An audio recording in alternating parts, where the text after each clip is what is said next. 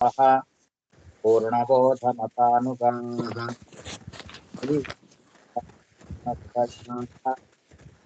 नमस्ये गुरुन् मम जन्माद्यस्य यतोऽन्वयादितरतश्चार्थे सविज्ञस्वराट् तेने ब्रह्महृदाय आदिकवये मुह्यन्ति यं सूर्यः तेजो वारिमृदां यथा विनिमयो यत्र त्रिसर्गो मृषा धाम्ना स्वेन सदा निरस्तकुहकं सत्यं परं धीमहि सृष्टिस्थित्यप्येहा नियतिदृशितमो बन्धमोक्षाश्च यस्मात् अस्य श्री ब्रह्मरुद्रप्रभृति सुरनरद्वीषशत्रुरात्मकस्य विष्णोर्व्यस्ताः समस्ताः सकलगुणनिधिः सर्वदोषव्यपेतः पूर्णानन्दो व्ययो यो गुरुरपि परमः चिन्तयेतं महान्तम् सम्प्रोरजन्तमनुपेतमुपेतकृत्यम् द्वैपायनो विरहकातर आजुहाव पुत्रेति तन्मयतया तरवोऽपि नेदुः तं सर्वभूतहृदयं मुनिमानतोऽस्मि श्रीगुरुभ्यो नमः हरिः ओम् ಶ್ರೀಮದ್ಭಾಗವತದ ಷಷ್ಠ ಸ್ಕಂಧದ 4ನೇ ಅಧ್ಯಾಯದ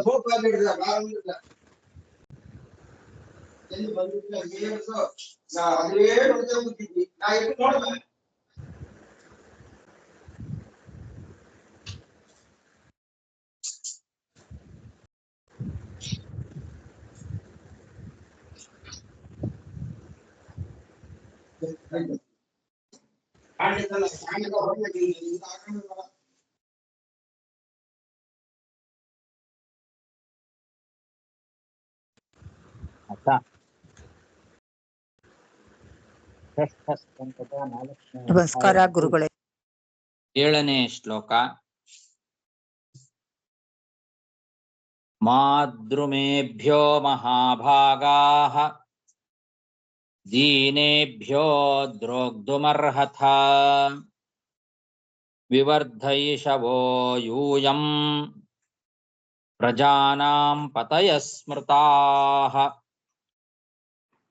ಗುರುಗಳೇ 6ನೇ ಶ್ಲೋಕ ಆಗ್ಬೇಕು ಗುರುಗಳೇ.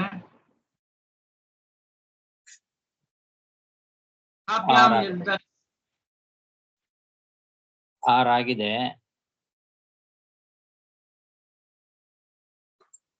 ಪರೀಕ್ಷಿತ್ ರಾಜ ಸೂತ ಪುರಾಣಿಕರ ಹತ್ರ ಶುಕಾಚಾರ್ಯರ ಹತ್ರ ಪ್ರಶ್ನೆ ಮಾಡಿದ್ದು, ಸ್ವಯಂಭುವ ಮನ್ವಂತರದಲ್ಲಿ ನೀವು ಬ್ರಹ್ಮಾಂಡದ ಒಳಗಿನ ಸೃಷ್ಟಿಯನ್ನ ಸಂಕ್ಷೇಪವಾಗಿ ವರ್ಣನೆ ಮಾಡಿದಿರಿ. ಭಗವಂತನ ಸ್ವಸಾಮರ್ಥ್ಯದಿಂದ ಆ ಭಗವಂತ ಯಾವ ರೀತಿ ಈ ಒಂದು ಸೃಷ್ಟಿಯನ್ನ ನಡೆಸಿದ ಅನ್ನೋದನ್ನ ಸ್ವಲ್ಪ ವಿಸ್ತಾರವಾಗಿ ನಾವು ಕೇಳಬೇಕು ಅಂತ ಬಯಸ್ತೇವೆ ಅಂತ ರಾಜ ಪ್ರಶ್ನೆ ಮಾಡಿದ್ದಕ್ಕೆ ಶುಕಾಚಾರ್ಯರು ಮುಂದಿನ ಆ ಸ್ವಯಂಭುವ ಮನ್ವಂತರದ ಸೃಷ್ಟಿಯ ವಿಸ್ತಾರವನ್ನ ಹೇಳ್ತಾ, ಪ್ರಾಚೀನ ಬರಿಹಿಯ ಮಕ್ಕಳಾದಂತಹ 10 ಮಂದಿ ಪ್ರಚೇತಸರು ಸಂತಾನ ಪಡೆಯಬೇಕು ಅಂತ ತಪಸ್ಸಿಗೆ ಹೋದ್ರು. ಸಮುದ್ರದ ಮಧ್ಯದಲ್ಲಿ ಕೂತು ತಪಸ್ಸು ಮಾಡಿದ್ರು. ಅವರು ತಪಸ್ಸು ಮಾಡಿ ಹೊರಗೆ ಬಂದು ನೋಡುವಾಗ ಭೂಮಿಯಲ್ಲಿ ಎಲ್ಲ ಕಡೆಯಲ್ಲಿ ಗಿಡಮರಗಳೇ ತುಂಬಿಬಿಟ್ಟಿತ್ತು. ಸಿಟ್ಟು ಬಂದು ಆ ಎಲ್ಲ ವೃಕ್ಷಗಳನ್ನು ಕೂಡ ಸುಟ್ಟು ಹಾಕಬೇಕು ಅಂತ ತಮ್ಮ ಬಾಯಿಯಿಂದ ಗಾಳಿಯನ್ನ ಮತ್ತು ಬೆಂಕಿಯನ್ನ ಸೃಷ್ಟಿ ಮಾಡಿದ್ರು. ಆ ಬೆಂಕಿ ಎಲ್ಲ ಮರಗಳನ್ನು ಕೂಡ ಸುಟ್ಟು ಭಸ್ಮ ಮಾಡ್ತಾ ಇರುವಾಗ ಎಲ್ಲ ವನಸ್ಪತಿಗಳ ರಾಜನಾದಂತಹ ಚಂದ್ರ ಈ ಪ್ರಚೇತಸರಿಗೆ ಬಂದಂತಹ ಕೋಪವನ್ನ ಶಮನ ಮಾಡಬೇಕು ಅಂತ ಹೇಳಿ ಬಂದು ಅವನು ಈ ಮುಂದೆ ಹೇಳುವ ಮಾತುಗಳನ್ನ ಹೇಳಿದ ಅಂತ. ಇದಿಷ್ಟು ಹಿಂದೆ ನಾವು ನೋಡಿದ್ದೇವೆ. 6ನೇ ಶ್ಲೋಕದಲ್ಲಿ ಬಂದದ್ದು ಅದು. ವನಸ್ಪತಿಗಳ ರಾಜ ಸೋಮಃ ಪ್ರಶಮಯನ್ನಿವ ಮನ್ಯುಂ ಉವಾಚ. ಅವರ ಮನ್ಯುಂ ಕೋಪವನ್ನ ಪ್ರಶಮಯನ್ನಿವ, ಅವರ ಕೋಪವನ್ನ ಶಮನ ಮಾಡಬೇಕು ಎಂಬಂತೆ ಅದಕ್ಕೋಸ್ಕರ ಈ ಮುಂದೆ ಹೇಳುವ ಮಾತನ್ನ ಹೇಳಿದ ಅಂತ. ಮುಂದೆ ಈ 9 ಶ್ಲೋಕಗಳಲ್ಲಿ ಚಂದ್ರ ಹೇಳುವ ಮಾತು ಬಂದಿದೆ. ಸೋಮಃ ಅಂತಿದೆ ಇಲ್ಲಿ, ಚಂದ್ರ ಹೇಳಿದ ಅಂತ. ಏನು ಹೇಳಿದ ಚಂದ್ರ ಅಂತನ್ನೋದನ್ನ ಈಗ ಈ ಶ್ಲೋಕದಲ್ಲಿ ಪ್ರಾರಂಭ ಮಾಡಿದ್ದಾರೆ. ಮಹಾಭಾಗಾಹ ಅಂತ ಸಂಬೋಧನೆ ಮಾಡ್ತಾ ಇದ್ದಾನೆ ಆ ಪ್ರಚೇತಸರಿಗೆಲೆ. ಪುಣ್ಯಶಾಲಿಗಳೇ, ಮಹಾಭಾಗ್ಯಶಾಲಿಗಳೇ, ಪ್ರಚೇತಸರೇ, ನೀವು ಈ ವನಸ್ಪತಿಗಳಿಗೆ ದ್ರೋಹವನ್ನ ಮಾಡೋದು ಒಳ್ಳೇದಲ್ಲ. ದೀನೇಭ್ಯ, ದೀನರಾಗಿದ್ದಾರೆ ಅವರು. ದೀನರಾದಂತಹ ಆ ವನಸ್ಪತಿಗಳಿಗೆ, ವೃಕ್ಷಗಳಿಗೆಲ್ಲ ನೀವು ಈ ರೀತಿ ದ್ರೋಹವನ್ನು ಮಾಡೋದು ಸರಿಯಲ್ಲ. ನೀವು ಪ್ರಜಾಪತಿಗಳು ಅಂತ ಕರೆಸ್ಕೊಂಡವರು, ಪ್ರಜೆಗಳ ಅಭಿವೃದ್ಧಿಯನ್ನ ಮಾಡಬೇಕು ತಾನೆ. ಹೀಗಿರ್ತಕ್ಕಂತಹ ನೀವು ಪ್ರಜಾನಾಂ ಪತಯ ಸ್ಮೃತಾಹ, ಪ್ರಜಾಪತಿಗಳು ಎಂಬುದಾಗಿ ಕರೆಸ್ಕೊಂಡಂತವ್ರು, ವಿವರ್ಧೈಷವಃ, ಪ್ರಜೆಗಳನ್ನ ವೃದ್ಧಿ ಮಾಡಬೇಕು ಅಂತ ಬಯಸ್ತಕ್ಕಂಥವ್ರು, ಅಂತಹ ನೀವು ಈ ವೃಕ್ಷಗಳ ಮೇಲೆ ಈ ರೀತಿ ಕೋಪವನ್ನ ಮಾಡ್ಕೊಳ್ಳೋದು ಖಂಡಿತವಾಗಿಯೂ ಕೂಡ ಒಳ್ಳೇದಲ್ಲ ಅಂತ ಚಂದ್ರ ಹೇಳ್ತಾ ಇದ್ದಾನೆ. ಇಲ್ಲಿ ಒಂದು ಪ್ರಶ್ನೆ ಬರ್ತದೆ. ಚಂದ್ರ ಹೇಳಿದ್ದಾನೆ ಅಂತ ಈ ಭಾಗವತದಲ್ಲಿ ಹೇಳ್ತಾ ಇದ್ದಾರೆ. ಇದೇ ಭಾಗವತದ ಹಿಂದೆ 4ಥ ಸ್ಕಂದದಲ್ಲಿ ಪ್ರಚೇತಸರಿಗೆ ಸಮಾಧಾನವನ್ನ ಮಾಡಿದವರು ಬ್ರಹ್ಮದೇವರು ಅಂತ ಇದೆ. 4ಥ ಸ್ಕಂದದ 30ನೇ ಅಧ್ಯಾಯದಲ್ಲಿ 46ನೇ ಶ್ಲೋಕವನ್ನ ತೆಗೆದು ನೋಡಿ. ಅಲ್ಲಿ ಬ್ರಹ್ಮದೇವರು ಬಂದು ಪ್ರಚೇತಸರನ್ನ ಸಮಾಧಾನ ಮಾಡಿದರು ಅಂತ ಇದೆ. ಈ ವಿಷಯ ಅಲ್ಲಿ ಬಂದಿದೆ. ಇದೆಯಾ? ಯಾರ್ದಾದ್ರೂ ಪುಸ್ತಕ ಇದೆಯಾ? 4ಥ ಸ್ಕಂಧ 30ನೇ ಅಧ್ಯಾಯ 46ನೇ ಶ್ಲೋಕ ತೆಗೆದು ನೋಡಿ.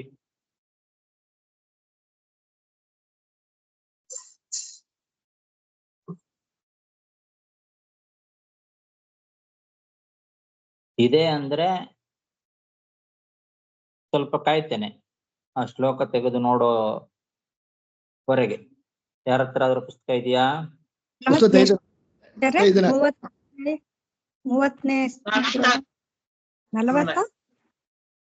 ಶ್ಲೋಕ 46. ಭಸ್ಮಸಾತ್ ಕ್ರಿಯಮಾಣಾಂಸ್ತಾನ್ ಅದ ದುರ್ಮಾನ್ ವೀಕ್ಷ್ಯ ಪಿತಾಮಹಃ ಆಗತಃ ಶಮಯಾಮಾಸ ಪುತ್ರಾನ್ ಬರ್ಹಿಷ್ಮತೋ ನಯೈಃ. ಅದೇ 46 ಇದೆ. ಈ ಪ್ರಾಚೀನ ಬರಿಹಿಯ ಮಕ್ಕಳು ಭಸ್ಮಸಾತ್ ಮಾಡ್ತಾ ಇರುವಾಗ, ಆ ವೃಕ್ಷಗಳನ್ನೆಲ್ಲ ಸುಟ್ಟು ಬೂದಿ ಮಾಡ್ತಾ ಇರುವಾಗ ಪ್ರಜಾಪತಿ ಶಮಯಾಮಾಸ ಅಂತ ಇದೆ ಅಲ್ವಾ? ಪ್ರಜಾಪತಿ ಅಂತಂದ್ರೆ ಬ್ರಹ್ಮದೇವರು. ಬ್ರಹ್ಮದೇವರು ಆ ಎಲ್ಲ ಪ್ರಚೇತಸರನ್ನ ಸಮಾಧಾನ ಮಾಡಿದ ಅಂತ ಇದೆ. ಆದ್ರೆ ಇಲ್ಲಿ ಸೋಮಃ ಮನ್ಯುಂ ಪ್ರಶಮಯನ್ನಿವ ಆಹಾ ರಾಜೋ ವಾಚ ಅಂತಿದೆ. ಇಲ್ಲಿ ಸೋಮ ಅಂದ್ರೆ ಚಂದ್ರ ಸಮಾಧಾನ ಮಾಡಿದ ಅಂತ ಇದೆ. ಹಾಗಾಗಿ 6ಠ ಸ್ಕಂದದ ಈ ಶ್ಲೋಕಕ್ಕೂ 4ಥ ಸ್ಕಂದದ ಆ ಶ್ಲೋಕಕ್ಕೂ ವಿರೋಧ ಬರ್ತದೆ.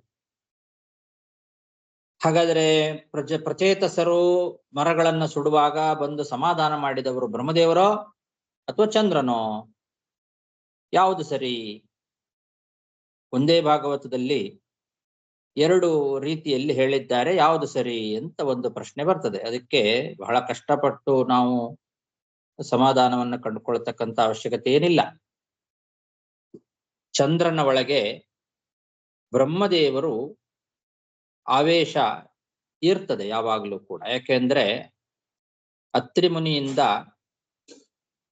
ಚಂದ್ರ ಹುಟ್ಟುವಾಗ ಬ್ರಹ್ಮದೇವರ ಆವೇಶಯುಕ್ತವಾಗಿಯೇ ಹುಟ್ಟೋದು. ಹಾಗಾಗಿ ಚಂದ್ರ ಹೇಳಿದ ಅಂತಂದ್ರೆ ಚಂದ್ರನಲ್ಲಿ ಆವೇಶಗೊಂಡಂತಹ ಬ್ರಹ್ಮದೇವರು ಹೇಳಿದ ಅಂತಾನೆ ಅರ್ಥ. ಬ್ರಹ್ಮದೇವರೊಳಗೆ, ಚಂದ್ರನ ಒಳಗೆ ಬ್ರಹ್ಮದೇವರಿದ್ದಾರೆ. ದತ್ತಾತ್ರೇಯ ಅಂತೇನ್ ಹೇಳ್ತೇವೆ, ದತ್ತಂ ದುರ್ವಾಸಸಂ ಸೋಮಂ ಆತ್ರೇಯ ಬ್ರಹ್ಮ ಸಂಭವಾನ್ ಅಂತ ಹಿಂದೆ ಹೇಳಿದ್ದಾರೆ. 3 ರೂಪಗಳಿಂದ ಬ್ರಹ್ಮ ವಿಷ್ಣು ಮಹೇಶ್ವರರು ಅತ್ರಿ ಋಷಿಗಳಲ್ಲಿ ಅವತಾರ ಮಾಡ್ತಾರೆ. ಅಲ್ಲಿ ದತ್ತ ಸಾಕ್ಷಾತ್ ಭಗವಂತನ ರೂಪ, ದೂರ್ವಾಸರು ರುದ್ರದೇವರ ಅವತಾರ, ಸೋಮ ಅಂದ್ರೆ ಇವನು ಚಂದ್ರ ಬ್ರಹ್ಮದೇವರ ಅಂಶಯುಕ್ತನಾಗಿ, ಯಾಕೆಂದ್ರೆ ಬ್ರಹ್ಮದೇವರು ನೇರವಾಗಿ ಭೂಮಿಯಲ್ಲಿ ಅವತಾರ ಮಾಡೋದಿಲ್ಲ. ಹಾಗಾಗಿ ಬ್ರಹ್ಮದೇವರ ಆವೇಶಯುಕ್ತನಾಗಿ ಚಂದ್ರ ಅವತಾರ ಮಾಡ್ತಾನೆ. ಹೀಗೆ ಅತ್ರಿ ಋಷಿಗಳಿಂದ ಅವತಾರ ಮಾಡಿದಂತಹ ಚಂದ್ರ ಅವನು ಬ್ರಹ್ಮದೇವರ ಆವೇಶಯುಕ್ತನಾದವನು.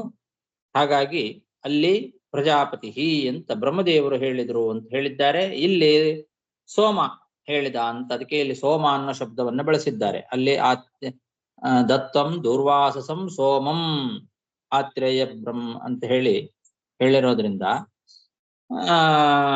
ಸೋಮ ಅಂತಂದ್ರೆ ಚಂದ್ರನಲ್ಲಿ ಆವಿಷ್ಟನಾದಂತಹ ಬ್ರಹ್ಮ ಅಂತಾನೆ ಇಟ್ಟುಕೊಳ್ಬೇಕು. ಹಾಗಾಗಿ ಚತುರ್ಥ ಸ್ಕಂದದಲ್ಲಿ ಹೇಳಿದ ಆ ಶ್ಲೋಕಕ್ಕೂ ಇಲ್ಲಿ ಹೇಳ್ತಾ ಇರ್ತಕ್ಕಂಥದ್ದು ಈ ಶ್ಲೋಕಕ್ಕೂ ಏನು ವಿರೋಧ ಇಲ್ಲ. ಹಾಗಾಗಿ ಚಂದ್ರನೇ ಹೇಳಿದ್ದು, ಚಂದ್ರನ ಒಳಗೆ ಆವಿಷ್ಟನಾದ ಬ್ರಹ್ಮದೇವರು ಬಂದು ಹೇಳಿದ್ದು ಅಂತ ಇಟ್ಟುಕೊಳ್ಬೇಕು. ಹೀಗೆ ಚಂದ್ರ ಅವರನ್ನ ಸಮಾಧಾನ ಮಾಡ್ತಾ ಇದ್ದಾನೆ. ಮಾದ್ರುಮೇಭ್ಯ ಮಹಾಭಾಗಾಹ, ಪುಣ್ಯಶಾಲಿಗಳಾದಂತಹ ಪ್ರಚೇತಸರೇ, ಕೋಪ ಮಾಡ್ಕೊಳ್ಬೇಡ್ರಿ. ಈ ಮರಗಳ ಮೇಲೆ ನೀವು ಕೋಪಗಳನ್ನ ಮಾಡ್ಕೊಳ್ಬೇಡ್ರಿ, ಒಳ್ಳೇದಲ್ಲ. ನೀವು ಪ್ರಜಾಪತಿಗಳು ಅಂತ ಕರೆಸ್ಕೊಂಡವರು, ಪ್ರಜೆಗಳನ್ನ ಅಭಿವೃದ್ಧಿ ಮಾಡ್ಲಿಕ್ಕೆ ಹೊರಟಿರ್ತಕ್ಕಂಥವ್ರು. ಹೀಗಿರುವಾಗ ನೀವು ಈ ಮರಗಳನ್ನ ಸುಟ್ಟು ಹಾಕುವುದು ಸರಿಯಲ್ಲ. ಮಾದ್ರುಮೇಭ್ಯೋ ಮಹಾಭಾಗಾಃ ದೀನೇಭ್ಯೋ ದ್ರೋಗ್ಧುಮರ್ಹತಃ ವಿವರ್ಧ ಇಶವೋ ಯೂಯಂ ಪ್ರಜಾನಾಂ ಪತಯ ಸ್ಮೃತಾಃ. ಆಚಾರ್ಯ, ನೀವ್ ಹೇಳಿರ್ಲ ಇದು ಸೋಮನ ಒಳಗೆ ಬಂದು ಬ್ರಹ್ಮದೇವರ ಆವೇಶ ಇದೆ. ಅದಕ್ಕೆ ಬಂದು ನಾವು ಚತುಸ್ಕ ಸ್ಕಂದ ಪ್ರಥಮ ಅಧ್ಯಾಯದಲ್ಲಿ ಬಂದು 33ನೇ ಶ್ಲೋಕ ಅದು ತಾತ್ಪರ್ಯ ಬರ್ದಾರ ಆಚಾರ್ಯ. ಬ್ರಹ್ಮಣಗ ನ ಅವತಾರೋ ಅಸ್ತಿ ಸನ್ನಿಧಾನಂ ತು ಕೇವಲಂ ಸೋಮೋಭೂತ್ ಬ್ರಹ್ಮಣೋ ಅಶೇನ ದತ್ತೋ ವಿಷ್ಣೋಹೋ ತು ಯೋಗವಿತ್ ದುರ್ವಾಸಗ ಶಂಕರಶ್ಯಾಂಶೋ ನಿಬೋಧಾಂಗಿರಸಃ ಪ್ರಜಾಹ. ಸೊ ಇಲ್ಲಿ ಬಂದು ಆ ತಾತ್ಪರ್ಯ ಬ್ರಹ್ಮದೇವರಿಗೆ ಅವತಾರ ಇಲ್ಲ, ಆದ್ರಿಂದ ಸೋಮನ ಒಳಗೆ ಆವಿಷ್ಟರಾಗಿ ಬ್ರಹ್ಮದೇವರು ಅವತಾರ ಮಾಡಿದ್ರು ಅಂತ ಇಟ್ಟುಕೊಳ್ಬೇಕು ಅಂತ. ಅಲ್ಲಿದೆ. ಆದೌ ಪ್ರಜಾಪತಿಪತಿ ಭಗವಾನ್ ಹರಿರವ್ಯಯಃ ವನಸ್ಪತೀನ್ ಓಷಧೀಶ್ಚ ಸಸರ್ಜೋರ್ಜಮಿಷಂ ವಿಭುಃ. ಚಂದ್ರ ತನ್ನ ಮಾತನ್ನ ಮುಂದುವರಿಸ್ತಾ ಈ ಪ್ರಚೇತಸರಿಗೆ ಹೇಳ್ತಾ ಇದ್ದಾನೆ, ನೀವು ಪ್ರಜಾಪತಿಗಳು, ಪ್ರಜೆಗಳನ್ನ ಅಭಿವೃದ್ಧಿ ಮಾಡ್ಲಿಕ್ಕೆ ಇಚ್ಛೆ ಪಡ್ತಕ್ಕಂಥವ್ರು, ಪ್ರಜಾಪತಿಗಳಿಗೆಲ್ಲ ಅಧಿಪತಿಯಾಗಿ ಒಡೆಯನಾಗಿರ್ತಕ್ಕಂಥವನು ಸರ್ವಶಕ್ತನಾದ, ಸರ್ವೋತ್ತಮನಾದ, ಅವಿನಾಶಿಯಾದ, ಅವ್ಯಯನಾದಂತಹ ಭಗವಾನ್ ಶ್ರೀಹರಿ. ಭಗವಾನ್ ಹರಿರವ್ಯಯ, ಅವನು ಪ್ರಜಾಪತಿಪತಿ. ಆದೌ ಪ್ರಜಾಪತಿಪತಿ, ಅವನು ಪ್ರಜಾಪತಿಗಳು ಅಂತ ಯಾರ್ಯಾರಿದ್ದಾರೋ ಎಲ್ಲ ಪ್ರಜಾಪತಿಗಳಿಗೂ ಒಡೆಯ, ಪ್ರಜಾಪತಿಗಳಿಗೆ ಪತಿ, ಸರ್ವೋತ್ತಮನಾದ, ಸರ್ವಶಕ್ತನಾದ, ಅವ್ಯಯನಾದಂತಹ ಹರಿ ಮೊದಲೇ ದೇವತೆಗಳಿಗೂ ಪಿತೃಗಳಿಗೂ ಎಲ್ಲರಿಗೂ ಅನ್ನ ಅಂತ ಕರೆಸ್ಕೊಂಡಿರ್ತಕ್ಕಂತಹ ವನಸ್ಪತಿಗಳನ್ನ ಮತ್ತು ಧಾನ್ಯಗಳನ್ನ ಸೃಷ್ಟಿ ಮಾಡಿದ. ಹಾಗಾಗಿ ಈ ವನಸ್ಪತಿಗಳು ಅಂದ್ರೆ ಗಿಡಮರಗಳು ಇವೆಲ್ಲ ಔಷಧಿಗಳು, ಇವೆಲ್ಲ ಅನ್ನ, ದೇವತೆಗಳಿಗೆ ಮತ್ತು ಪಿತೃಗಳಿಗೆ ಅನ್ನ. ಇದು ಈ ಅನ್ನವನ್ನ ಮೊದಲು ಆ ಭಗವಂತನೇ ಸೃಷ್ಟಿ ಮಾಡಿದ್ದಾನೆ. ಪ್ರಜಾಪತಿಗಳಿಗೆಲ್ಲ ಒಡೆಯ ಅವನು, ನಿಮಗೆಲ್ಲ ಒಡೆಯ. ಆ ಭಗವಂತ ಸೃಷ್ಟಿ ಮಾಡಿದ ಅನ್ನವನ್ನ ಪ್ರಜಾಪಾಲಕರಾದಂತಹ ನೀವು ನಾಶ ಮಾಡೋದು ಸರಿಯಲ್ಲ ಅಂತ. ಗಿಡಮರಗಳೆಲ್ಲ ಅನ್ನ ಇದೆ, ಪಿತ್ರನ್ನಂ.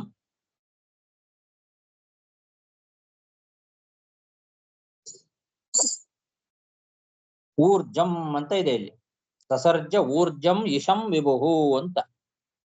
ಊರ್ಜಂ ಅಂದ್ರೆ ದೇವತೆಗಳ ಅನ್ನವನ್ನ ಊರ್ಜ ಅಂತ ಕರೀತಾರೆ. ಇಶಂ ಅಂತಂದ್ರೆ ಪಿತೃಗಳ ಅನ್ನ. ಊರ್ಜಂ ಇಶಂ ವಿಭುಹು ಸಸರ್ಜ. ಊರ್ಜ ಅಂತಂದ್ರೆ ದೇವತೆಗಳ ಅನ್ನ, ಇಶ ಅಂದ್ರೆ ಪಿತೃಗಳ ಅನ್ನ. ಇದನ್ನ ವಿಜಯಧ್ವಜ ತೀರ್ಥರು ತೋರಿಸ್ತಾ ಇದ್ದಾರೆ. ಊರ್ಜಂ ದೇವಾನ್ನಂ ಇಶಂ ಪಿತ್ರನ್ನಂ.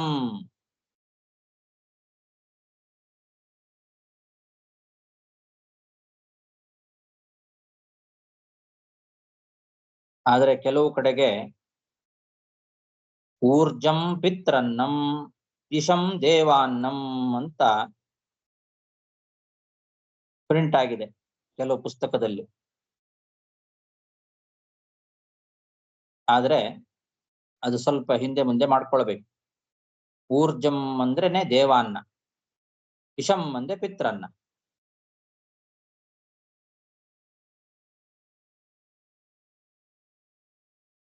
ಓಷಧೀರ್ಧಾನ್ಯಾನ್ಯೂರ್ಜಂ ದೇವಾನ್ನಂ ಅಂತ ಬೃಹದಾರಣ್ಯಕೋಪನಿಷತ್ತಿನ ಭಾಷ್ಯದಲ್ಲಿ ಊರ್ಜಂ ದೇವಾನ್ನಮುದ್ದಿಷ್ಟಂ ಊರ್ಜಿತಾಸ್ತು ಗುಣಾಸ್ತಥಾ ಅಂತಿದೆ ಆಚಾರ್ಯವಾಕ್ಯ. ಇಶಂ ಪಿತ್ರ್ಯಾದಿ ಊರ್ಜಂ ನೋ ದೇಹಿ ದ್ವಿಪದೇ ಚತುಷ್ಪದೇ ಇಶಮೂರ್ಜಂ ಅಸ್ಮಾಸು ದೇಹ್ಯೂರ್ಜಂ ತದಾಧಾ ಊರ್ಜಂ ಮೇ ದತ್ತ ಸರಸ್ವತಿ ಮಿಷಂ ಇತ್ಯಾದಿ ಶ್ರುತೇಹೇ ಅಂತ ಸತ್ಯಧರ್ಮ ತೀರ್ಥರು ಆ ವೇದ ಮಂತ್ರವನ್ನ ಉದಾಹರಿಸಿ ಊರ್ಜ ಅಂತಂದ್ರೆ ದೇವತೆಗಳ ಅನ್ನ, ಇಶ ಅಂತಂದ್ರೆ ಪಿತೃಗಳ ಅನ್ನ ಅಂತ ಸ್ಪಷ್ಟಪಡಿಸ್ತಾ ಇದ್ದಾರೆ. ಹಾಗಾಗಿ ದೇವತೆಗಳ ಅನ್ನವಾದಂತಹ ಊರ್ಜ ಮತ್ತು ಪಿತೃಗಳ ಅನ್ನವಾದಂತಹ ಇಶ ಅದು ಈ ವನಸ್ಪತಿಗಳು. ಹಾಗಾಗಿ ಈ ವನಸ್ಪತಿಗಳನ್ನು ಮತ್ತು ಧಾನ್ಯಗಳನ್ನು ಸೃಷ್ಟಿಯ ಆರಂಭದಲ್ಲಿ ನಿಮ್ಮ ಎಲ್ಲ ಪ್ರಜಾಪತಿಗಳಿಗೆಲ್ಲ ಒಡೆಯನಾದಂತಹ ಪ್ರಜಾಪತಿಪತಿ ಸರ್ವಶಕ್ತನಾದಂತಹ ಆ ಭಗವಂತನೇ ಸೃಷ್ಟಿ ಮಾಡಿದ್ದಾನೆ. ಅಂತಹ ಅನ್ನವನ್ನ ಪ್ರಜೆಗಳನ್ನ ಪಾಲನೆ ಮಾಡಲಿಕ್ಕೆ ಹೊರಟಂತಹ ನೀವು ಆ ಅನ್ನವನ್ನ ಹೀಗೆ ನಾಶ ಮಾಡಬಾರದು. ಆದೌ ಪ್ರಜಾಪತಿಪತಿರ್ ಭಗವಾನ್ ಹರಿರವ್ಯಯಃ ವನಸ್ಪತೀನ್ ಓಷಧೀಶ್ಚ ಸಸರ್ಜೋರ್ಜಮಿಷಂ ವಿಭುಃ.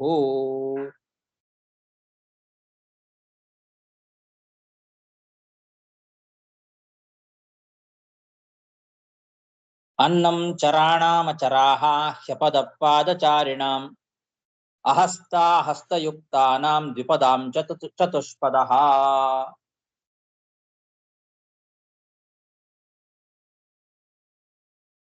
ಜೀವಿಗಳಲ್ಲಿ ನಾನಾ ರೀತಿಯಾದ ಜೀವಿಗಳಿದ್ದಾರೆ. ಸ್ಥಾವರ ಜೀವಿಗಳು, ಜಂಗಮ ಜೀವಿಗಳು ಅಂತಿದ್ದಾರೆ. ಅದರಲ್ಲಿ ಸ್ಥಾವರ ಜೀವಿಗಳೇ ಈ ವೃಕ್ಷ ವನಸ್ಪತಿಗಳೆಲ್ಲ, ಗಿಡ ಮರಗಳೆಲ್ಲ ಸ್ಥಾವರ ಜೀವಿಗಳು ಅಂತ ಕರೆಸ್ಕೊಂಡಿದ್ದಾವೆ. ಈ ಸ್ಥಾವರ ಜೀವಿಗಳು ಜಂಗಮ ಜೀವಿಗಳಿಗೆ ಆಹಾರ. ಜೀವೋ ಜೀವಸ್ಯ ಜೀವನಂ ಅಂತ ಒಂದು ಜೀವ ಮತ್ತೊಂದು ಜೀವಕ್ಕೆ ಆಹಾರ. ಸ್ಥಾವರ ಜೀವಿಗಳಾದಂತಹ ಈ ವೃಕ್ಷ ವನಸ್ಪತಿಗಳು ಜಂಗಮ ಜೀವಿಗಳಿಗೆ ಆಹಾರ. ಅದರಲ್ಲಿ ಮತ್ತೆ ಪುನಃ ಸ್ವಲ್ಪ ಮುಂದೆ ಹೋದ್ರೆ ಕಾಲು ಇರುವಂತಹ ಪ್ರಾಣಿಗಳು ಯಾವುದಿದ್ದಾವೆ ಅವುಗಳಿಗೆ ಕಾಲು ಇಲ್ಲದೆ ಇರುವಂತಹ ಪ್ರಾಣಿಗಳು ಆಹಾರ. ಕೈ ಇರುವಂತಹ ಪ್ರಾಣಿಗಳಿಗೆ ಕೈ ಇಲ್ಲದೆ ಇರುವಂತಹ ಪ್ರಾಣಿಗಳು ಆಹಾರ. ಎರಡು ಕಾಲಿನ ಪ್ರಾಣಿಗಳಿಗೆ ನಾಲ್ಕು ಕಾಲಿನ ಪ್ರಾಣಿಗಳು ಆಹಾರ. ಅನ್ನಂ ಚರಾಣಾಂ ಅಚರಾಹ ಹಿ ಅಪದಃ ಪಾದಚಾರಿಣಾಂ ಅಹಸ್ತಾಹ ಹಸ್ತಯುಕ್ತಾನಾಂ ದ್ವಿಪದಾಂ ಚ ಚತುಷ್ಪದಃ ಅಂತ. 4 ಕಾಲುಗಳು ಉಳ್ಳಂತಹ ಜೀವಿಗಳು 2 ಕಾಲು ಉಳ್ಳಂತಹ ಜೀವಿಗಳಿಗೆ ಆಹಾರ. ಕೈ ಇಲ್ಲದೆ ಇರುವಂತಹ ಪ್ರಾಣಿಗಳು ಕೈ ಇರುವಂತಹ ಪ್ರಾಣಿಗಳಿಗೆ ಆಹಾರ. ಅಹಸ್ತಾಹ ಹಸ್ತಯುಕ್ತಾನಾಂ ಅಂದ್ರೆ ಹಾಗರ್ಥ. ದ್ವಿಪದಾಂತ ಚತುಷ್ಪದಃ ಅಂತಂದ್ರೆ 4 ಪಾದಗಳುಳ್ಳ ಪ್ರಾಣಿಗಳು 2 ಪಾದವುಳ್ಳ ಪ್ರಾಣಿಗಳಿಗೆ ಆಹಾರ. ಅಪದಃ ಪಾದಚಾರಿಣಾಂ ಅಂತಂದ್ರೆ ಪಾದ ಇರುವಂತಹ ಅಂದ್ರೆ ಕಾಲು ಇರುವಂತಹ ಪ್ರಾಣಿಗಳಿಗೆ ಕಾಲು ಇಲ್ಲದೆ ಇರುವಂತಹ ಪ್ರಾಣಿಗಳು ಆಹಾರ. ಹೀಗೆ ಒಂದು ನಿಯಮ ಇದೆ. ಸೃಷ್ಟಿಯಲ್ಲಿ ಯಾವ ಒಂದು ಪ್ರಾಣಿಯೂ ಕೂಡ ವ್ಯರ್ಥ ಅಲ್ಲ. ಯಾವ ಜಂತುಗಳು ಕೂಡ ಸೃಷ್ಟಿಯಲ್ಲಿ ವ್ಯರ್ಥ ಅಲ್ಲ. ಹಾಗಾಗಿ ಅದನ್ನ ನಾವು ನಾಶ ಮಾಡಬಾರದು ಅಂತ ಅಭಿಪ್ರಾಯ ಚಂದ್ರನದ್ದು.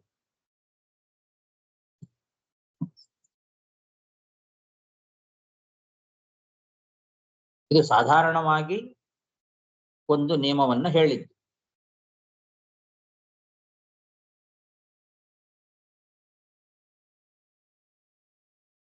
ಚರಾಣಾಂ ಅಚರಾಹ ಅನ್ನಂ ಅಂತ ಇದೆ ಮೊದಲು. ಚರಾಣಾಂ ಅಚರಾಣಾಂ ಅನ್ನಹ ಅಂತಂದ್ರೆ ಚರ ಅಂದ್ರೆ ಚೇತನರು ಅಂದ್ರೆ ಜಂಗಮ ಪ್ರಾಣಿಗಳು.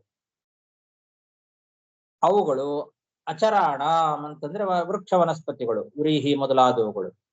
ಅವುಗಳು ಇವರಿಗೆ ಆಹಾರ ಅಂತ ಅರ್ಥ.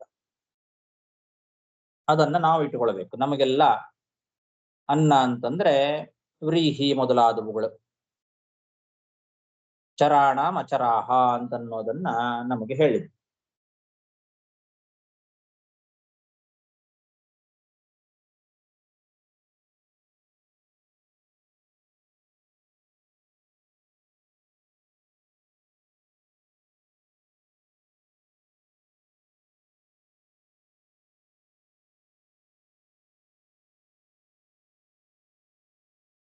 ಪಂಚನಖಾದಯ ಅಂತನ್ನೋದನ್ನ ಒಂದು ಎಕ್ಸ್ಟ್ರಾ ಬರೀತಾರೆ ಸತ್ಯಧರ್ಮ ತೀರ್ಥರು. ಚತುಷ್ಪದಃ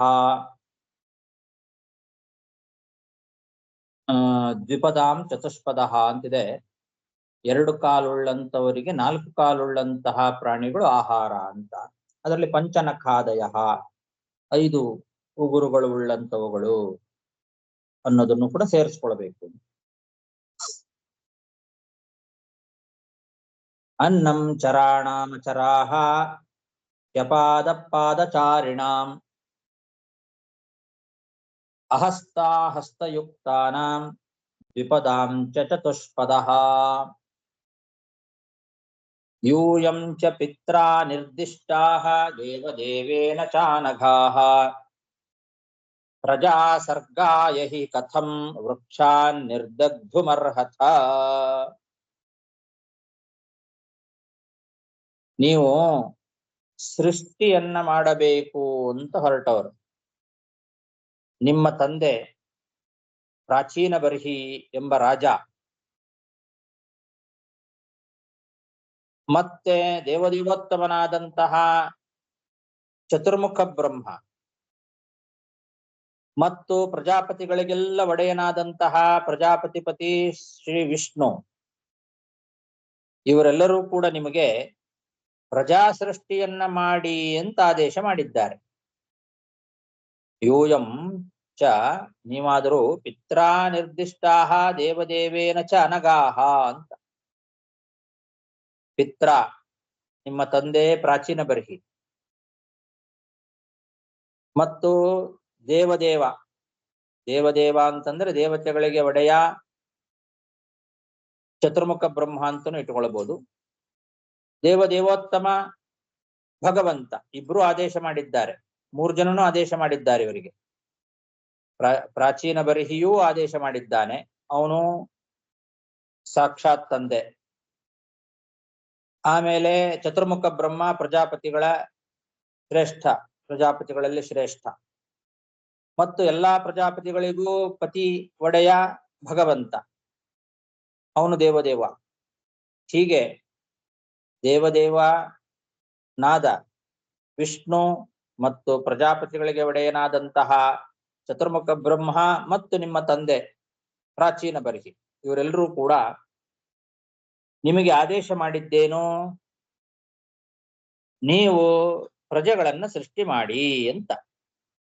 ಪ್ರಜಾ ಸೃಷ್ಟಿ ಮಾಡಬೇಕು ಅನ್ನೋ ಆದೇಶವನ್ನ ಹೊತ್ತುಕೊಂಡು ಬಂದಂತಹ ನೀವು ಈ ರೀತಿ ವೃಕ್ಷಗಳನ್ನ ಸುಡೋದು ಹೇಗೆ ಸರಿ ಆಗ್ತದೆ?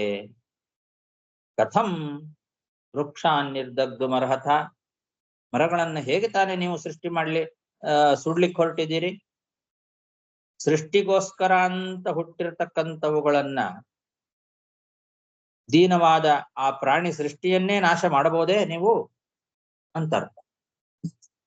ಅದು ಒಂದು ಪ್ರಾಣಿ, ಆ ಪ್ರಾಣಿಗಳು ಮತ್ತೊಂದು ಪ್ರಾಣಿಗೆ ಜೀವನ ಅದನ್ನ ನೀವು ಹೀಗೆ ನಾಶ ಮಾಡೋದು ಸರಿಯಲ್ಲ. ಯಾಕೆ ನೀವು ನಾಶ ಮಾಡ್ಲಿಕ್ಕೆ ಹೊರಟಿದ್ದೀರಿ? ಇದು ಹೇಗೆ ಸರಿ ಆಗ್ತದೆ ಅಂತ. ಯೂಯಂ ಚ ಪಿತ್ರಾ ನಿರ್ದಿಷ್ಟಾಃ ದೇವದೇವೇನ ಚಾನಘಾಃ ಪ್ರಜಾ ಸರ್ಗಾಯ ಹಿ ಕಥಂ ವೃಕ್ಷಾನ್ ನಿರ್ದಗ್ಧುಮರ್ಹಥ.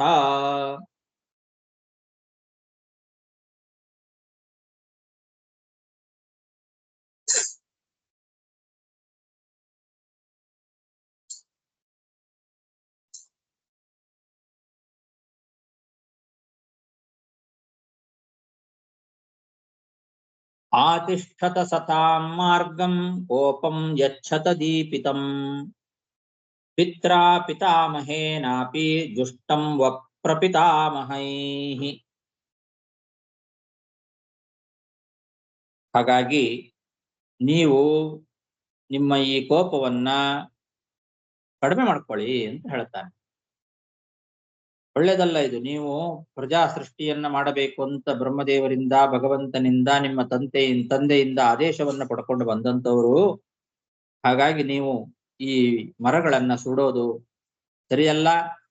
ಆ ಕಾರಣದಿಂದ ನಿಮಗೆ ಬಂದಂತಹ ಕೋಪ ಏನಿದೆ ಆ ಕೋಪವನ್ನ ಶಮನ ಮಾಡ್ಕೊಳ್ಳಿ. ಕೋಪಂ ಅದು ಸಜ್ಜನರ ಮಾರ್ಗ ಅಲ್ಲ. ಅದು ದೀನರನ್ನ ದುಃಖಿತರನ್ನ ರಕ್ಷಣೆ ಮಾಡೋದೇ ಸಜ್ಜನರ ಮಾರ್ಗ. ಸತಾಂ ಮಾರ್ಗಂ ಯಾವುದು? ದೀನರ ರಕ್ಷಣೆ. ಅದನ್ನ ಮಾಡಬೇಕು ನೀವು. ಅದು ಸಜ್ಜನರ ಮಾರ್ಗ ಅಂದ್ರೆ ದೀನರನ್ನ ರಕ್ಷಣೆ ಮಾಡುವಂಥದ್ದು. ನಿಮ್ಮ ಹಿಂದಿನವರೆಲ್ಲರೂ ಕೂಡ ಪಿತ್ರಾ ಪಿತಾಮಹೇನಾಪಿ ಜುಷ್ಟಂವ ಪ್ರಪಿತಾಮಹೇಹಿ, ನಿಮ್ಮ ಪಿತೃಗಳು ಪಿತಾಮಹರು ಪ್ರಪಿತಾಮಹರು ಎಲ್ಲರೂ ಕೂಡ ಆ ಮಾರ್ಗವನ್ನೇ ಅನುಸರಣೆ ಮಾಡಿಕೊಂಡು ಬಂದಿದ್ದಾರೆ. ದೀನರನ್ನ ರಕ್ಷಣೆ ಮಾಡುವಂತಹ ಮಾರ್ಗ. ಹಾಗಾಗಿ ನೀವು ಅದೇ ಮಾರ್ಗವನ್ನ ಅನುಸರಣೆ ಮಾಡಬೇಕು. ಸತಾಂ ಮಾರ್ಗಂ, ಸಜ್ಜನರ ಮಾರ್ಗ ಅಂತಂದ್ರೆ ದೀನರ ರಕ್ಷಣೆ. ಅಂತಹ ದೀನರಾದಂತಹ ಈ ವೃಕ್ಷಗಳನ್ನ ನೀವು ರಕ್ಷಣೆ ಮಾಡಬೇಕು. ಅದೇ ನಿಮ್ಮ ತಂದೆ, ಅವರ ತಂದೆ, ಅವರ ತಂದೆ ಅವರೆಲ್ಲ ನಡ್ಕೊಂಡು ಬಂದಂತಹ ಮಾರ್ಗ. ಪಿತ್ರಾ ಪಿತಾಮಹೇನ ಪ್ರಪಿತಾಮಹೈಃ ಅಪಿ, ಎಲ್ಲ ಪಿತೃಗಳು ಕೂಡ ಹಾಗೆ ಮಾಡ್ಕೊಂಡು ಬಂದಿದ್ದಾರೆ.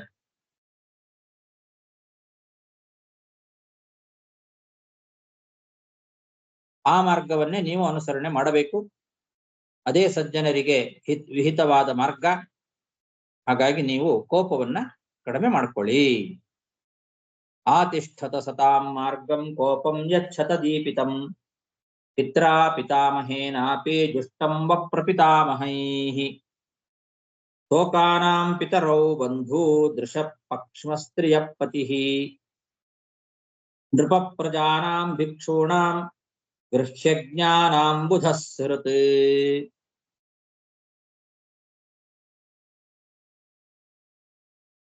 ಶೋಕ ಅಂತಂದ್ರೆ ಮಕ್ಕಳು, ಶಿಶುಗಳು, ಹಾಲು ಕುಡಿಯುವಂತಹ ಮಕ್ಕಳು ಶೋಕ ಅಂತ ಕರೀತಾರೆ. ತೋಕಾನಾಂ ಪಿತರೌ ಬಂಧು.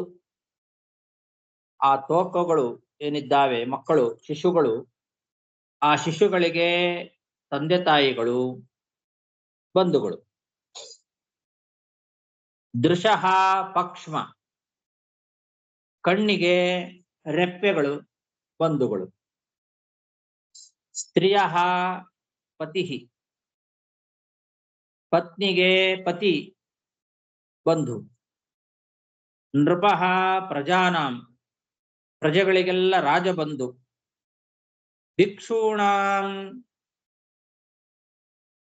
ಗೃಹಿ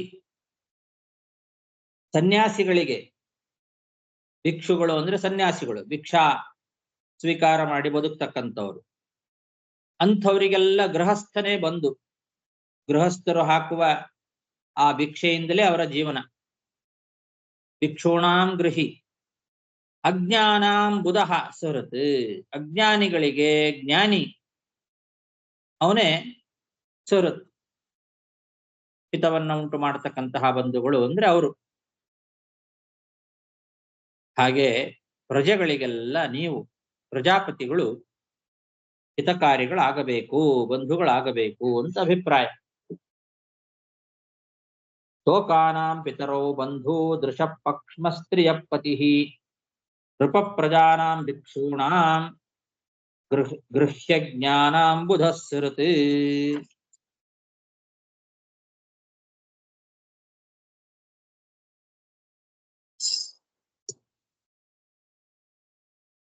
ಅಂತರ್ದೇಹೇಷು ಭೂತಾನಾಂ ಆತ್ಮಾಸ್ತೆ ಹರಿರೀಶ್ವರಃ ಸರ್ವಂ ತದ್ಧಿಷ್ಣ್ಯಮೀಕ್ಷಧ್ವಂ ಏವಂ ವಸ್ತೋಷಿತೋಖ್ಯಸೌ.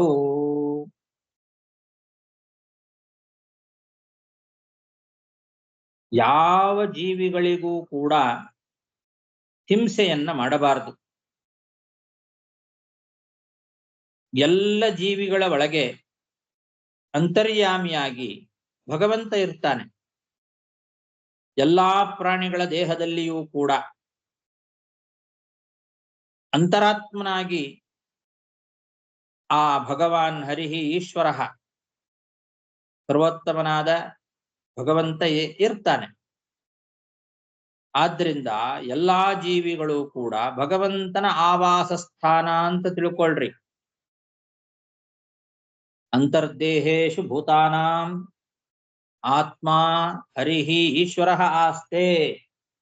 ಭೂತಾನಾಂ ಅಂತರ್ದೇಹೇ ಅಂತರ್ದೇಹೇಷು ಎಲ್ಲಾ ಪ್ರಾಣಿಗಳ, ಭೂತಾನಾಂ ಅಂದ್ರೆ ಎಲ್ಲಾ ಪ್ರಾಣಿಗಳು, ಸಕಲ ಪ್ರಾಣಿಗಳ ಅಂತರ್ಯಾಮಿಯಾಗಿ ಹರಿಹಿ ಈಶ್ವರ ಆಸ್ತೆ. ಅವನು ಈಶ್ವರ. ಹರಿ ಈಶ್ವರ ಅಂತಂದ್ರೆ ಎಲ್ಲರಿಗೂ ಒಡೆಯ ಅಂತ ಅರ್ಥ. ಬ್ರಹ್ಮರುದ್ರಾದಿಗಳಿಗೂ ಶ್ರೇಷ್ಠನಾದಂತಹ ಆ ಹರಿ ಎಲ್ಲಾ ಪ್ರಾಣಿಗಳ ಒಳಗೆ ಇದ್ದಾನೆ. ಆತ್ಮ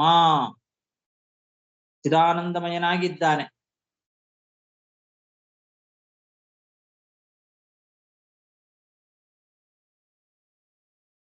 ಹಾಗಾಗಿ ತದ್ಧಿಷ್ಣ್ಯಂ ಸರ್ವಂ ಎಲ್ಲ ಪ್ರಾಣಿಗಳು ಕೂಡ ಆ ಭಗವಂತನ ಆವಾಸ ಸ್ಥಾನ. ಧಿಷ್ಣ್ಯಂ ಅಂದ್ರೆ ಆವಾಸ ಸ್ಥಾನ, ಆ ಭಗವಂತನ ವಾಸಸ್ಥಳ ಅದು. ಎಲ್ಲಾ ಜೀವಿಗಳು ಕೂಡ ಭಗವಂತನ ಆವಾಸ ಸ್ಥಾನ ಅಂತ ತಿಳ್ಕೊಳ್ರಿ. ಈಕ್ಷಧ್ವಂ ಹಾಗೆ ತಿಳ್ಕೊಳ್ರಿ. ಯಾರನ್ನು ಕೂಡ, ಯಾರಿಗೂ ಕೂಡ ನೀವು ಹಿಂಸೆ ಮಾಡಬಾರದು. ಯಾರನ್ನೂ ಹಿಂಸೆ ಮಾಡಬಾರದು. ಎಲ್ಲ ಕಡೆಯಲ್ಲೂ ಭಗವಂತ ಇದ್ದಾನೆ, ಭಗವಂತನ ಆವಾಸ ಸ್ಥಾನ ಅಂತ ತಿಳ್ಕೊಳ್ರಿ. ಹಾಗೆ ತಿಳ್ಕೊಂಡ್ರೆ ಭಗವಂತ ಸಂಪ್ರೀತನಾಗ್ತಾನೆ. ಆ ಭಗವಂತನಿಗೆ ಸಂತೋಷ ಆಗ್ತದೆ. ವಹ ತೋಷಿತೋ ಹಿ ಅಸೌ. ಅಸೌ ಹರಿಹಿ ತೋಷಿತಃ. ಹೀಗೆ ತಿಳ್ಕೊಂಡಾಗ್ಲೇನೆ ಆ ಭಗವಂತ ಸಂತುಷ್ಟನಾಗ್ತಾನೆ. ಎಲ್ಲರ ಒಳಗೆ ಭಗವಂತ ಇದ್ದಾನೆ, ಭಗವಂತನ ಆವಾಸ ಸ್ಥಾನವಾಗಿದೆ ಈ ಎಲ್ಲ ಪ್ರಾಣಿಗಳು ಅಂತ ತಿಳ್ಕೊಂಡಾಗ್ಲೇ ಭಗವಂತ ನಮ್ಮ ಮೇಲೆ ಸಂತುಷ್ಟನಾಗ್ತಾನೆ. ಹಾಗಾಗಿ ಯಾವ ಪ್ರಾಣಿಗಳನ್ನೂ ಹಿಂಸೆ ಮಾಡಬಾರದು ಅಂತ ಅಭಿಪ್ರಾಯ. ಅಂತರ್ದೇಹೇಶು ಭೂತಾನಾಂ ಆತ್ಮಾಸ್ತೆ ಹರಿರೀಶ್ವರಃ ಸರ್ವಂ ತದ್ಧಿಷ್ಣ್ಯಂ ಈಕ್ಷಧ್ವಂ ಏವಂ ವಸ್ತೋಷಿತೋ ಹ್ಯಸೌ.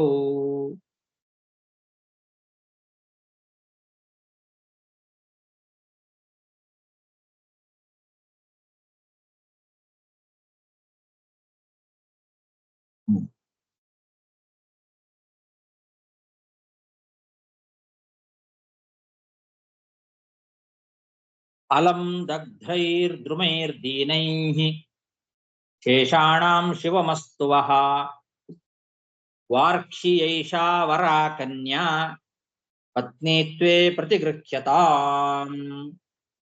ಹಾಗಾಗಿ ನೀವು ಈ ಗಿಡ ಮರಗಳನ್ನ ಸುಟ್ಟದ್ದು ಸಾಕು. ಗುರುಗಳು ಇನ್ನೊಂದು ಶ್ಲೋಕದಲ್ಲ ಯಾಗ ಸಮುಚಿತಂ ದೇಹ ಅಂತ ಅನ್ಸು 14ನೇ. ಇದೆಯಾ? ಯತ್ ಸಮುತ್ಪತಿತಂ ದೇಹ ಆಕಾಶಾನ್ಮನ್ಯುಮುದ್ಬಣಂ ಆತ್ಮಜಿಜ್ಞಾಸಯಾ ಯಚ್ಛೇತ್ ಸಗುಣಾನ್ ಅತಿವರ್ತತೆ.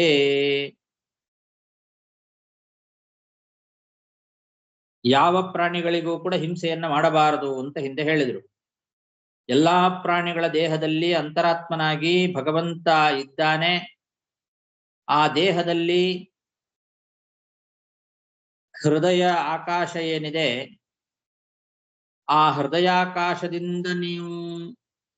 ಹೃದಯಾಕಾಶದಿಂದ ಉಕ್ಕಿ ಬರ್ತಾ ಇರತಕ್ಕಂತಹ ಈ ಮಹಾಕ್ರೋಧವನ್ನ ನೀವು ಹತ್ತಿಟ್ಟುಕೊಳ್ಬೇಕು. ಆ ಒಂದು ಮನ್ಯುಂ ಉದ್ಬಣಂ ಮನ್ಯುಂ ಮಹಾಕ್ರೋಧ, ಬಹಳ ದೊಡ್ಡ ಸಿಟ್ಟು ಬಂದಿದೆ ನಿಮಗೆ. ಆಕಾಶ ಅಂತಂದ್ರೆ ಹೃದಯಾಕಾಶ. ನಿಮ್ಮ ಹೃದಯಾಕಾಶದಿಂದ ಬಹಳ ದೊಡ್ಡ ಕೋಪ ಏನು ಉಕ್ಕಿ ಬರ್ತಾ ಇದೆ ನಿಮಗೆ. ಆ ಕೋಪವನ್ನ ಆತ್ಮಜಿಜ್ಞಾಸಯ, ಭಗವಂತನ ವಿಚಾರವನ್ನ ಮಾಡೋದ್ರಿಂದ ಹತ್ತಿಟ್ಟುಕೊಳ್ಬೇಕು. ನೀವು ಆತ್ಮಜಿಜ್ಞಾಸ ಮಾಡಬೇಕು. ಭಗವಂತ ಎಲ್ಲ ಕಡೆಯಲ್ಲಿದ್ದಾನೆ, ಎಲ್ಲವೂ ಭಗವಂತನ ವಾಸಸ್ಥಳ ಅಂತ ಈ ರೀತಿ ಆತ್ಮಜಿಜ್ಞಾಸ ಮಾಡೋದರಿಂದ ಆ ಕ್ರೋಧ ಏನಿದೆ ನಿಮಗೆ ಬಂದಂತಹ ದೊಡ್ಡ ಒಂದು ಉದ್ಬಣಂ ಮನ್ಯುಂ ಮಹಾಕ್ರೋಧ, ಆ ಕ್ರೋಧವನ್ನ ನೀವು ತಡ್ಕೊಳ್ಬೇಕು. ಆ ರೀತಿ ಕೋಪವನ್ನ ಯಾರು ಹತ್ತಿಟ್ಕೊಳ್ತಾರೋ ಅವರೇ ತ್ರಿಗುಣಗಳನ್ನೂ ದಾಟಿ ಮುಕ್ತರಾಗ್ತಾರೆ ಅಂತ ಹೇಳ್ತಾ ಇದ್ದಾರೆ. ಸಹ ಗುಣಾನ್ ಅತಿವರ್ತತೆ. ಗುಣಾನ್ ಅಂದ್ರೆ ಸತ್ವರಜಸ್ತಮೋ ಗುಣಗಳು. ಆ ಗುಣಗಳನ್ನು ದಾಟಿ ಮೋಕ್ಷವನ್ನ ಪಡಿತಾರೆ. ಯಾರು ಆ ತಮ್ಮ ಹೃದಯದ ಒಳಗೆ ಬರುವಂತಹ ಕೋಪವನ್ನ ಶಮನ ಮಾಡ್ಕೊಳ್ತಾರೋ. ಕೋಪ ಅನ್ನೋದು ಎಲ್ರಿಗೂ ಬರುತ್ತೆ, ಆದ್ರೆ ಆ ಕೋಪವನ್ನ ತಡ್ಕೊಳ್ಬೇಕು. ಆ ತಡೆದುಕೊಳ್ಳುವ ಶಕ್ತಿ ಹೇಗೆ ಬರುತ್ತೆ ಅಂತಂದ್ರೆ ಆತ್ಮಜಿಜ್ಞಾಸಯ ಬರ್ತದೆ. ಪರಮಾತ್ಮ ವಿಚಾರ ಮಾಡಬೇಕು. ಪರಮಾತ್ಮನನ್ನ ವಿಚಾರ ಮಾಡೋದ್ರಿಂದ ಆ ಹೃದಯದಲ್ಲಿ ಬಂದಂತಹ ಕೋಪ ಅದು ಕಡಿಮೆ ಆಗ್ತದೆ. ಆ ಕೋಪವನ್ನ ಈ ರೀತಿ ಹತ್ತಿಟ್ಟುಕೊಳ್ಬೇಕು ಭಗವಂತನ ವಿಚಾರದಿಂದ. ಆ ರೀತಿ ಕೋಪವನ್ನ ಯಾರು ತಮ್ಮ ಅಧೀನದಲ್ಲಿ ಇಟ್ಟುಕೊಳ್ತಾರೋ ಅವರಿಗೆ ಅತಿವರ್ತತೆ ಸಹ ಗುಣಾನ್, ಈ ಸತ್ವರಜಸ್ತಮೋ ಗುಣಗಳನ್ನು ಮೀರಿ ಅವರು ಮೋಕ್ಷವನ್ನ ಪಡೀತಾರೆ. ಹಾಗಾಗಿ ನೀವು ಭಗವಂತನ ವಿಚಾರವನ್ನ ಮಾಡಿ ನಿಮಗೆ ಬಂದಂತಹ ಈ ಉದ್ಬಣವಾದ ಕೋಪ, ಉಲ್ಬಣಂ ಕೋಪಂ, ಉಲ್ಬಣಂ ಬಹಳ ದೊಡ್ಡ ಕೋಪ ಬಂದಿದೆ ನಿಮಗೆ, ಆ ಕೋಪವನ್ನ ತಡ್ಕೊಳ್ರಿ. ಯಸ್ ಸಮುತ್ಪತಿತಂ ದೇಹೇ ಆಕಾಶಾನ್ಮನ್ಯುಮುಲ್ಬಣಂ ಆತ್ಮಜಿಜ್ಞಾಸಯಾ ಯಚ್ಛೇತ್ ಸಗುಣಾನ್ ಅತಿವರ್ತತೆ. ಅಲಂ ದಗ್ಧೈರ್ದ್ರುಮೈರ್ದೀನೈ ಶೇಷಾಣಾಂ ಶಿವಮಸ್ತು ವಃ ವಾರ್ಕ್ಷಿ ಯೈಷಾವರ ಕನ್ಯಾ ಪತ್ನಿತ್ವೇ ಪ್ರತಿಗೃಹ್ಯತಾಂ. ಸಾಕು, ನೀವು ಗಿಡ ಮರಗಳನ್ನೆಲ್ಲ ಸುಟ್ರಲ್ಲ, ಇದುವರೆಗೂ ಸುಟ್ಟಿದ್ದು ಸಾಕು, ಇನ್ನು ನಿಲ್ಲಿಸ್ರಿ. ಅಲಂ ಅಂತ, ಅಲಂ ಅಂದ್ರೆ ಸಾಕು ಅಂತ ಅರ್ಥ. ನಿಮಗೆ ಇದುವರೆಗೂ ನೀವು ಮಾಡಿದ ಈ ಒಂದು ದಹನ ಕಾರ್ಯ ಸಾಕು, ನಿಲ್ಲಿಸ್ಬಿಡ್ರಿ. ಇದುವರೆಗೂ ಗಿಡ ಮರಗಳನ್ನ, ಬಡಪಾಯಿಗಳಾದಂತಹ ಈ ಗಿಡ ಮರಗಳನ್ನ, ದೀನವಾದಂತಹ ಈ ಗಿಡ ಮರಗಳನ್ನ ಸುಟ್ಟು ಹಾಕಿದ್ದು ಸಾಕು. ಇನ್ನು ಉಳಿದ ಗಿಡ ಮರಗಳಾದರೂ ಕೂಡ ಕ್ಷೇಮವಾಗಿ ಉಳಿಲಿ, ಅವುಗಳಿಗೆ ನಿಮ್ಮಿಂದ ಕ್ಷೇಮ ಆಗ್ಲಿ. ಶೇಷಾಣಂ ಶಿವಮಸ್ತು ವಹ. ಶೇಷಾಣಂ ಅಂದ್ರೆ ಇನ್ನು ಉಳಿದ ಗಿಡ ಮರಗಳೇನಿದ್ದಾವಲ್ಲ, ಅವಾದ್ರೂ ಸುಖವಾಗಿ ಬದುಕಲಿ, ನಿಮ್ಮಿಂದ ಅವುಗಳಿಗೆ ಕ್ಷೇಮ ಆಗಲಿ. ಆ ಎಲ್ಲ ಗಿಡ ಮರಗಳನ್ನ ಸಾಕಿ ಬೆಳೆಸಿದಂತಹ ಆ ಗಿಡ ಮರಗಳಿಗೆಲ್ಲ, ವನಸ್ಪತಿಗಳಿಗೆಲ್ಲ ಒಡೆಯಳಾದಂಥವಳು ಮಾರಿಷ ಅಂತ ಇದ್ದಾಳೆ, ಕನ್ಯಾಮಣಿ. ಗಿಡ ಮರಗಳನ್ನ ಸಾಕಿ ಬೆಳೆಸಿದಳು ಅವಳು. ಅವಳನ್ನ ಕೊಡ್ತೇನೆ ನಿಮಗೆ, ಅವಳನ್ನೇ ಮದುವೆ ಮಾಡ್ಕೊಳ್ರಿ. ಅವಳಿಂದ ನೀವು ಸಂತಾನೋತ್ಪತ್ತಿಯನ್ನು ಮುಂದುವರಿಸ್ರಿ. ನಿಮಗೆ ಅದನ್ನೇ ತಾನೇ ಆಜ್ಞೆ ಮಾಡಿದ್ದೆ ನಿಮ್ಮ ತಂದೆ. ನೀವು ಪ್ರಜಾ ಅಭಿವೃದ್ಧಿಯನ್ನ ಮಾಡಬೇಕಾಗಿದೆ, ಸಂತಾನೋತ್ಪತ್ತಿಯನ್ನ ಮಾಡಬೇಕಾಗಿದೆ. ಅದಕ್ಕೋಸ್ಕರ ನಿಮಗೆ ಈ ಗಿಡ ಮರಗಳ ಒಡತಿಯಾದಂತಹ ಮಾರಿಷ ಎಂಬಂತವಳನ್ನೇ ಕೊಡ್ತೇನೆ. ಅವಳನ್ನ ಮದುವೆ ಮಾಡ್ಕೊಳ್ರಿ, ಅವಳಿಂದ ನೀವು ಸಂತಾನಾಭಿವೃದ್ಧಿಯನ್ನ ಪಡೀರಿ. ಸಾಕು, ನೀವು ಇದುವರೆಗೂ ಗಿಡ ಮರಗಳನ್ನ ಸುಟ್ಟಿದ್ದು ಸಾಕು. ಇನ್ನುಳಿದ ಗಿಡ ಮರಗಳಿಗೆ ನಿಮ್ಮಿಂದ ಕ್ಷೇಮ ಆಗಲಿ. ಆ ಗಿಡ ಮರಗಳ ಒಡತಿಯಾದಂತಹ ಕನ್ಯೆಯಾದಂತಹ ಮಾರಿಷಾಳನ್ನ ನಿಮಗೆ ಕೊಡ್ತೇನೆ. ಅವಳನ್ನು ನೀವು ಮದುವೆ ಮಾಡಿಕೊಂಡು ಅವಳಿಂದ ಸಂತಾನ ಅಭಿವೃದ್ಧಿಯನ್ನು ಪಡೀರಿ, ಮಾಡ್ರಿ. ಅಲಂ ದಗ್ಧೈರ್ದ್ರುಮೈರ್ದೀನೈಃ ಶೇಷಾಣಾಂ ಶಿವಮಸ್ತು ವಃ ವಾರ್ಕ್ಷಿ ಯೈಷಾವರ ಕನ್ಯಾ ಪತ್ನಿತ್ವೇ ಪ್ರತಿಗೃಹ್ಯತಾಂ. ಸಾಕು. ಶ್ರೀಕೃಷ್ಣಾರ್ಪಣಮಸ್ತು.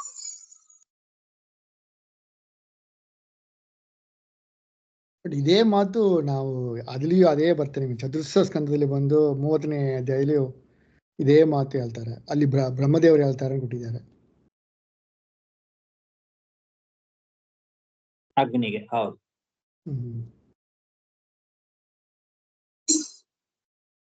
ಅದೇ ಇವರು ಬಂದು 10,000 ವರ್ಷ ಸಮುದ್ರದಲ್ಲಿ ಹೋಗಿ ತಪಸ್ ಮಾಡ್ತಾರಲ್ಲ ಇವರು, ಆಮೇಲೆ ಹೊರಗೆ ಬರ್ತಾರೆ, ರೈಟ್? ದೇವ್ರನ್ನ ನೋಡೋಕು ಒಳಗೆ ಹೋಗಿ ತಪಸ್ ಮಾಡ್ತಾರೆ, ಆಮೇಲೆ ಹೊರಗೆ ಬಂದು ಕೋಪ ಬರ್ತಾ ಹಂಗಂದ್ರೆ ಅದೇನು ಅವರು ತಪಸ್ಸಾಗ್ತೀನಿ ತೆಗಿಬೇಕಂತ ದೇವ್ರು ಈ ತರ ಕಾರ್ಯ ಮಾಡ್ತಾನೆಯಾ, ಇಲ್ಲ ಹೆಂಗಿಟ್ಟು ಮುಖದನ್ನ?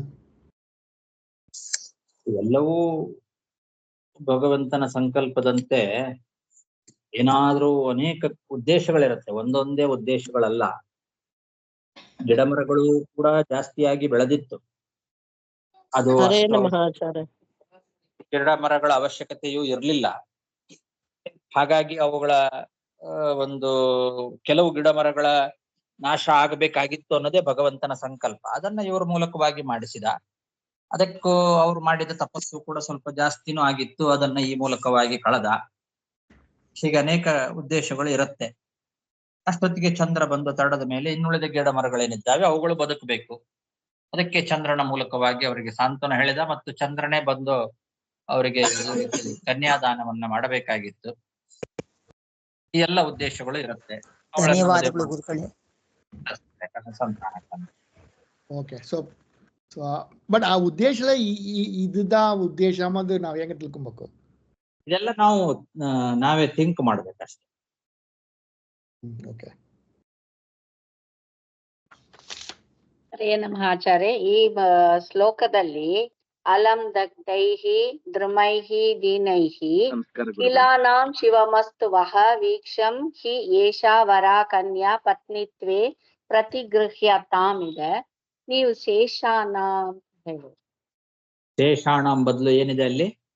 ಕಿಲಾನಾಂ. ಕಿಲಾನಾಂ. ಕಿಲ ಅಂದ್ರು ಶೇಷ ಅಂದ್ರು ಒಂದೇ ಅರ್ಥ. ಕಿಲ ಅಂದ್ರೆ ಉಳಿದದ್ದು, ಶೇಷ ಅಂದ್ರೆ ಉಳಿದ ಉಳಿದ ಮರಗಳು, ನೀವು ಸುಟ್ಟು ಉಳಿದ ಗಿಡ ಮರಗಳು ಅಂತ ಅರ್ಥ. ಕಿಲಾನಂ ಅಂದ್ರು ಶೇಷಾಣಂ ಅಂದ್ರು ಒಂದೇ ಅರ್ಥ. ಓಕೆ, ಧನ್ಯವಾದಗಳು. ಹರಿಯೇ ನಮಃ.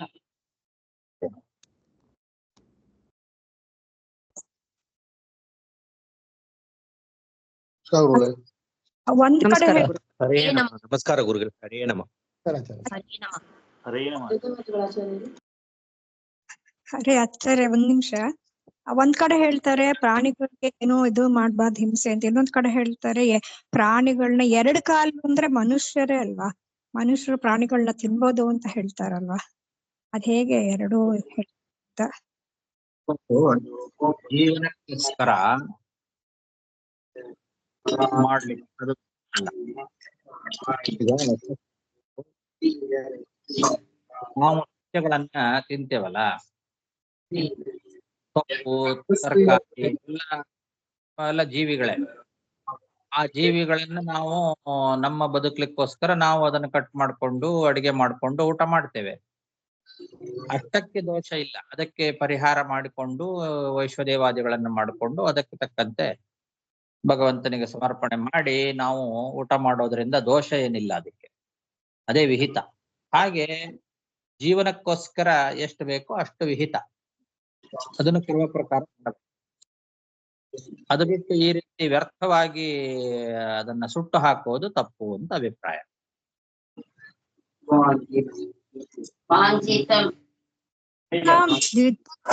ಚತುರ್ಥ ಅಂತ ಹೇಳ್ತಾರಲ್ಲ, ಅದು ಮನುಷ್ಯರೇ ಅಲ್ವಾ ಹೇಳಿರೋದು? ಅಂದ್ರೆ ಕೆಲವು ಇವ್ರ ಕ್ಷತ್ರಿಯರು ಆತವ್ರು ಅಂತ ಅರ್ಥ ಮಾಡ್ಕೋಬೇಕ ನಾವು?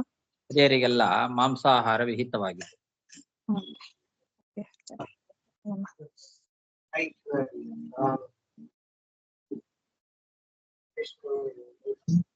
ಸರಿ.